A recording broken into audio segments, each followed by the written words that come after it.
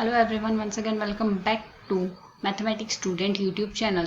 हमने CSI NET June 2023 में पूछे हुए क्वेश्चंस के सॉल्यूशन सीरीज स्टार्ट कर रखी थी। आज के इस वीडियो में हम डिस्कस कर रहे हैं मार्कोव चेन का क्वेश्चन जो पार्ट सी में पूछा गया था। क्वेश्चन कहता है let n is greater than equals to 2 be a positive integer, consider a Markov chain in state space 1 2 up to n with a given transition probability matrix P. If In denotes the identity matrix of order n, which of the following statements are necessarily true? हमें find out करना है कौन सा statement हमारे पास यहाँ से true होगा। तो अब अगर हम यहाँ से देखें वन बाय वन हम ऑप्शंस चेकआउट करते हैं, तो हम यहाँ से अगर डायरेक्ट रिजल्ट काम में लें तो हम जानते हैं किसी भी मार्कोव चेन आपके पास कैसी भी हो उसमें एटलीस्ट एक तो हमारे पास यहाँ से रिकरेंट स्टेट तो होगी ही होगी, एटलीस्ट रिकरेंट स्टेट होगी, एटलीस्ट एक रिकरेंट स्टेट तो होगी।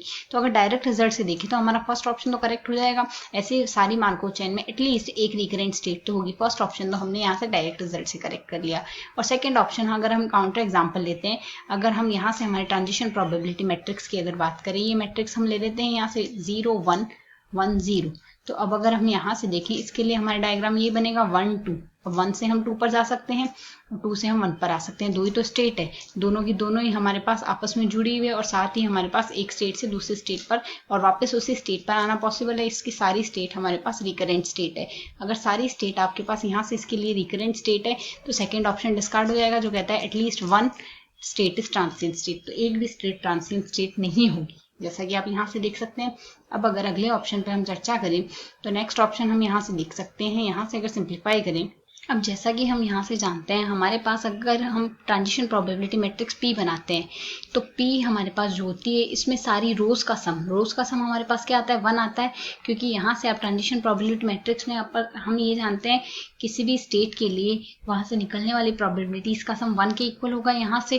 तो यहाँ से रोज सम 1 आएगा। अगर रोज सम 1 आता है तो हम जानते हैं मैट्रिक्स में अगर सारी रोज का सम इक्वल है, देन हमारे मैट्रिक्स में अगर सारी रोज का सम इक्वल आता है तो उसके केस में हमारे पास वो एक आइगन वैल्यू होगी। तो 1 हमारे पास हर केस में P की एक आइगन वैल्यू होगी ही होगी। P की एक आइगन वैल्यू 1 होगी और आइडेंटिटी मैट्रिक्स की सारी आइगन वैल्यूज 1 होती है, ये हम जानते हैं। अब अगर हम यहाँ से इस ऑप्शन में देखें तो हमें यहाँ से क्या दिया हुआ है, इस ऑप्शन में हमें यहाँ से मेंशन किया हुआ है यहाँ से in plus 3p, in plus 3p और साथ में है 3p के साथ हमारे पास एक और है p स्क्वायर।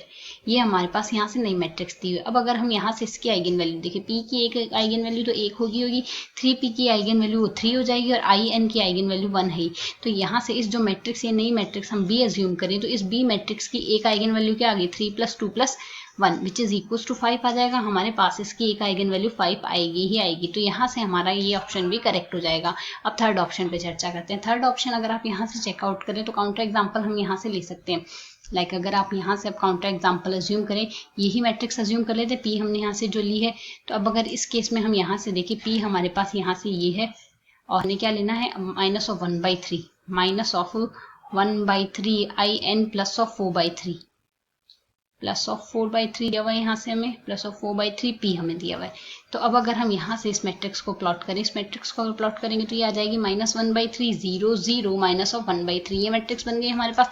प्लस अगर इस मैट्रिक्स को प्लॉट करें तो ये आएगी हमारे पास 0, साथ ही आ जाएगा यहाँ से 4/3 एंड 0 यहाँ से, क्योंकि हमने ये जो P मैट्रिक्स ली है ये P मैट्रिक्स हमने यहाँ से ये अज्यूम की है 0 1 1 0। तो अब अगर इस केस में आप सिंप्लीफाई भी करते हैं तो आपकी नई मैट्रिक्स ये बनेगी -1/3 4/3 एंड -1/3। हम जानते हैं प्रोबेबिलिटी कभी भी नेगेटिव नहीं हो सकती, तो ट्रांजिशन प्रोबेबिलिटी मैट्रिक्स में नेगेटिव एंट्रीज का भी कोई वजूद नहीं होगा। तो इसका मतलब यहाँ से ऐसी ट्रांजिशन प्रोबेबिलिटी मैट्रिक्स एग्जिस्ट नहीं करेगी। तो यहाँ से ये कह रहा है कि also a transition probability matrix for some matrix. तो यहाँ से हमारे पास किसी भी कंडीशन में ये केस हो ही नहीं सकता। तो यहाँ से इस क्वेश्चन में हमारे पास फर्स्ट और लास्ट दो ही ऑप्शन करेक्ट आएंगे। I hope you understand explanation. Thanks for watching.